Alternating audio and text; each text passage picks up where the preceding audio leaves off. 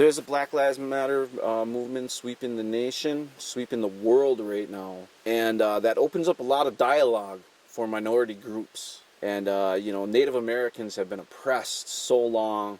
We have suffered through genocide, we have suffered through conformity, we have suffered through neocolonialism, and we know the pain of the Black Lives Matter movement is representing. It just goes back, so far. You can see the unrest happening throughout the whole world. People just aren't standing for that type of treatment anymore. People are rising up, and they're standing up. And I think we're living at a really great time in history to be witnessing this.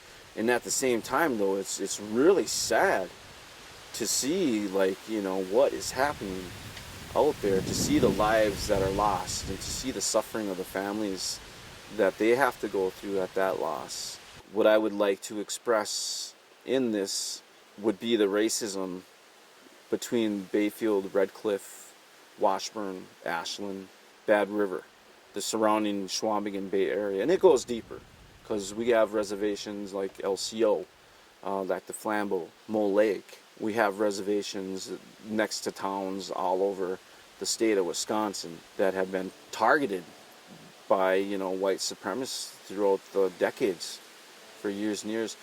And what I think really shines is how you see these towns have absolutely zero indigenous cultural things attached to them, even though they're right next door. We're the neighbors. You're living on land that we had to move off of to make way for you. Those kinds of historical traumas need to be addressed. And we were forced out of this area with the Sandy Lake tragedy happened, where they wanted all the natives to be west across the Mississippi, and that was the big drive, to move all indigenous populations across. They sent the natives from this area to Sandy Lake, and over 100 people died on this trip. And when they got there, there was no food that was promised, there was no money that was promised, and there was no lodging that was promised, and we lost more life like that. And after this, Chief Buffalo at the time, who was 94, he traveled by canoe, by horse, by train, all the way from Madeline Island, all the way to Washington, D.C.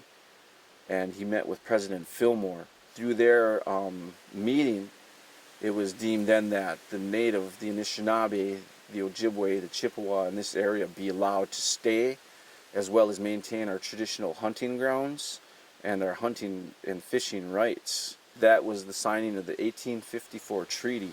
Fast forward 100 years to 1950s, where a native couldn't get into, establishments in Bayfield, because of the color of their skin, because of who we are. That kind of, I call it like subtle racism, because it's generation after generation after generation, keeping down a people generation after generation after generation.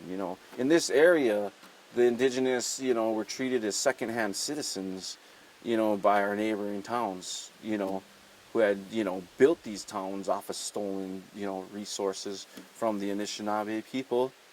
And I think that with everything that is going on in the world, these types of historical traumas need to be addressed. And I think that indigenous populations all over the world are standing up in that way, and they're addressing it. They're saying, no, we're not going to be handled like this anymore. We're not going to take this anymore. They are supported by a lot of white people. Everybody is starting to come together. At the end of the day, after we discuss some of these things and have these hard topics and talk about these hard issues, at the end of the day, we're going to be that much more closer to unifying.